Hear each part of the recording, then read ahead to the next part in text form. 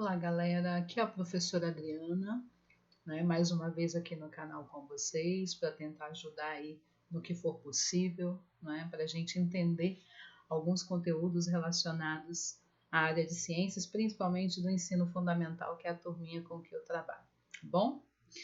E hoje eu trouxe aqui para vocês as propriedades gerais da matéria, que a gente vai caracterizar através desses pequenos vídeos que eu vou estar enviando para vocês. Propriedades gerais são aquelas comuns a todos os tipos de materiais.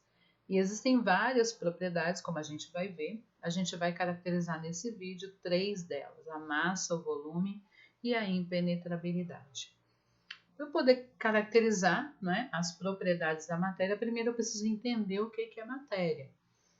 O que seria matéria? Matéria é tudo que possui massa e ocupa lugar no espaço, né? Dessa forma, o nosso organismo, o organismo dos outros seres vivos, a roupa que nós utilizamos, os alimentos que ingerimos, a mesa, a cadeira, os materiais escolares, são exemplos de matéria. Ou seja, você percebeu que boa parte do que te rodeia é caracterizado como matéria. Por quê? Porque possui massa e está ocupando um determinado lugar no espaço. E aí os meus alunos sempre me perguntam: mas professora, e o ar? Ele é matéria?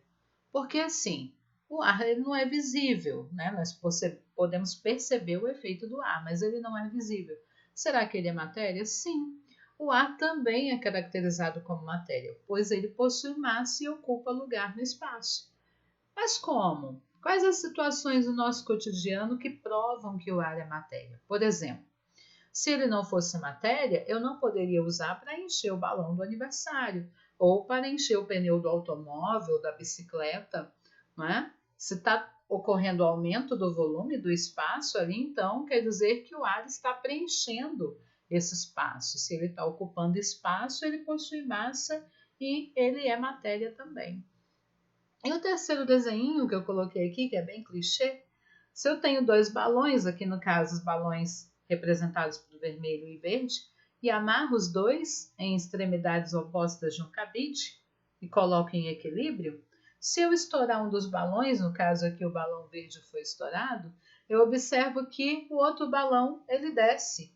Isso prova que o ar que está contido ali no seu interior, ele possui massa, tá bom?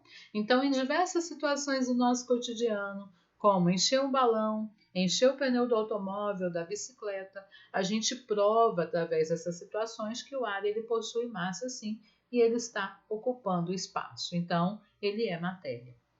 Novamente voltando, né, caracterizando as propriedades gerais da matéria, são aquelas comuns a todos os tipos de material, portanto elas não podem ser usadas para diferenciar os materiais. São elas principalmente a massa, o volume, a impenetrabilidade, a inércia, a divisibilidade, a compressibilidade, a elasticidade. No vídeo de hoje a gente vai estar caracterizando as 3 primeiras: massa, volume e impenetrabilidade. Bom, a massa corresponde à quantidade de matéria que forma um corpo. E ela é uma grandeza, ou seja, ela pode ser medida. Uma grandeza física é aquilo que pode ser medido. A unidade de medida usual de massa é o quilograma, mas podemos usar também o grama, o miligrama, a tonelada, que eu utilizo para medidas de massas maiores. Lembrando, né, todos nós sabemos, mas é bom lembrar, que uma tonelada equivale a 1000 quilos. Então, quando você vai lá na balança da farmácia, não é isso? Você vai analisar a sua massa, ou seja, você vai medir a quantidade de matéria que está constituindo o teu corpo. Lembrando que a massa é uma propriedade geral da matéria. Toda matéria tem massa. O volume corresponde ao espaço que a matéria ocupa. A gente viu que a matéria é tudo aquilo que tem massa e ocupa espaço. O espaço ocupado pela matéria corresponde ao seu volume. O volume ele também pode ser medido. Geralmente ele é medido em litros, mililitros, centímetros cúbicos, metros cúbicos. Não é isso? Só recordando que vocês já viram na matemática, provavelmente lá nas séries iniciais do Fundamental 1, ou até mesmo no 6º, 7º ano, a gente trabalha em matemática as unidades de medida e as respectivas relações entre elas. 1 mililitro equivale a 1 centímetro cúbico, ou seja, 1 ml é igual a 1 centímetro cúbico. 2 ml é igual a 2 centímetros cúbicos, e assim, respectivamente, né? O metro cúbico eu uso para medidas de volumes maiores. Por exemplo, 1 metro cúbico equivale a 1000 litros. Então, 1 metro cúbico é equivalente a 1000 litros. Quando eu digo que eu tenho 1 litro de leite na embalagem, no recipiente, eu não estou me referindo à massa do leite. Eu estou me referindo ao espaço que ele está ocupando dentro da embalagem, que é equivalente a 1 litro. A piscininha da nossa infância, não é isso? De 1000 litros, equivale a 1 metro cúbico, tá bom? Então, aí dentro dessa piscina eu posso dizer que cabe 1000 litros de água ou 1 metro cúbico de água, dá no mesmo. A medida dos medicamentos, né, o xarope que nós adoramos, para não dizer o contrário, se dá em ml, 120 ml, 60 ml, 100 ml, tá bom? Então, o ml, o litro, o metro cúbico, o mililitro são unidades de medida que nós utilizamos para especificar o volume, ou seja, o espaço que a matéria ocupa. E aí nós chegamos na impenetrabilidade, que é a propriedade que propõe que dois corpos não podem ocupar o mesmo espaço ao mesmo tempo, tá? Não há possibilidade de dois materiais ocuparem o mesmo espaço no mesmo intervalo de tempo. Algumas situações do cotidiano nos provam isso. A primeira imagem que eu coloquei destacado, que você pode tentar reproduzir em casa, a gente tem um recipiente maior com água até certo volume, como você observa aí, não é isso? Eu pego um copo e um papel. O papel eu amasso e coloco lá no fundo do copo, de maneira a ele ficar bem compactado.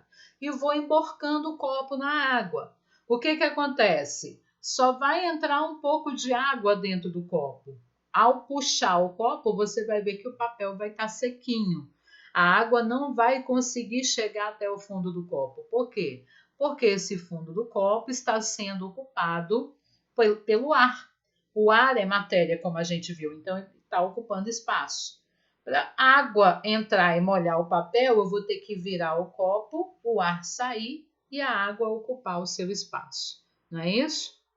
Nos acidentes de automóveis, não é isso? De veículos, alguns infelizmente deixando vítimas. Por que os veículos se deformam? Porque eles querem ocupar o mesmo espaço ao mesmo tempo. Isso não é possível devido à propriedade da impenetrabilidade.